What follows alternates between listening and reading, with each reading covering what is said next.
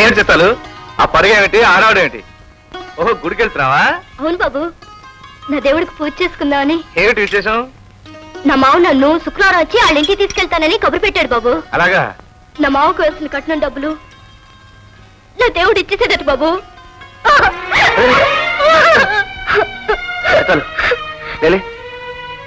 ఏమిటిది? నా దేవుడికి నేను చేసుకునే పూజ బాబు. అవే మాటలు సీతాలు. చెల్లెల్ని అన్న కాపురానికి పంపడం పెద్ద విశేషం కాదమ్మా.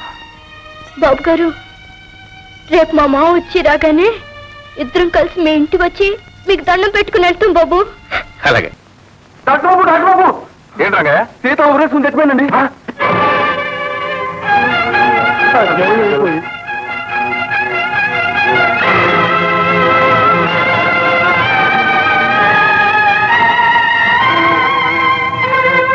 బాబు గారు, రేపు మా మావ వచ్చి రాగానే ఇద్దరం మీ ఇంటికి వచ్చి మీకు దండం పెట్టుకుంటాం బాబు.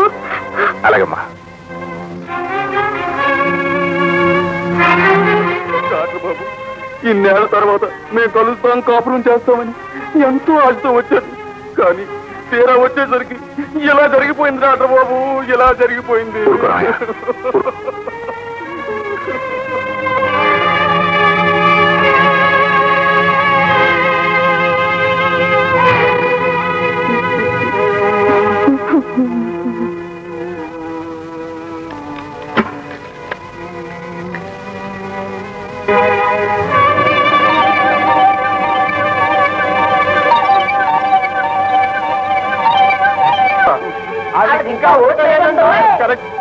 ఊట్లేదా బావా?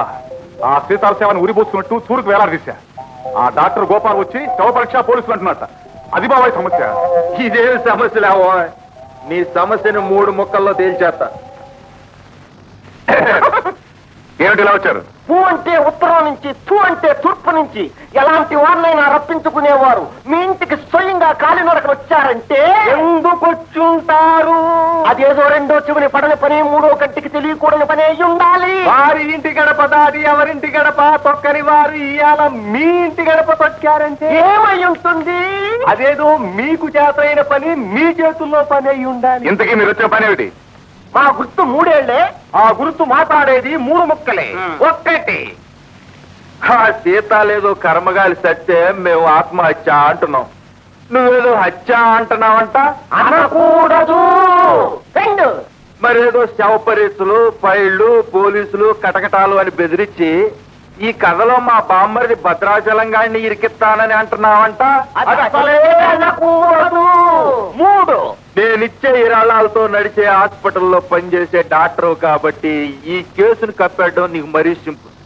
అది మైండ్ లో ఎట్టుకోకుండా నా పొరువుని కొల్లెట్టోనో కోనెట్టోనో కలపాలని చూసావు, నిన్ను పీకించేస్తాను.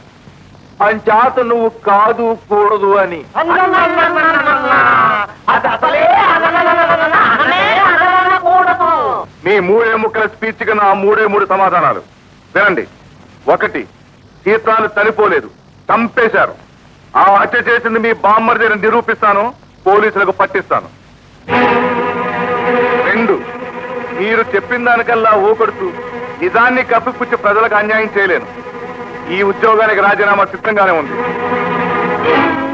3, మీ విరాళాలతో నడిచే హాస్పిటల్లో ఉద్యోగం లేనంత మాత్రాన నాకే ఇబ్బంది లేదు. ఈ ఊళ్ళోనే సొంత ప్రాక్టీస్ పెట్టి ప్రజలకు సేవ చేయగలను. మీరు ఇలాంటి పిచ్చి పిచ్చి ఆలోచనలతో పిచ్చగాళ్ళ నా దగ్గరికి ఎప్పుడు రారని, ఇక్కడి నుంచి మర్యాదగా వెళ్తారని ఆశిస్తున్నాను. చూపిస్తా ఈ దయానిద్దడాక. రండిరా. మిస్టర్ గోపాల్, మీ సహాయంతో సీతాలను దారుణంగా హత్య చేసిన హంతకుడిని పట్టుకోగలిగాం. చాలా థ్యాంక్స్.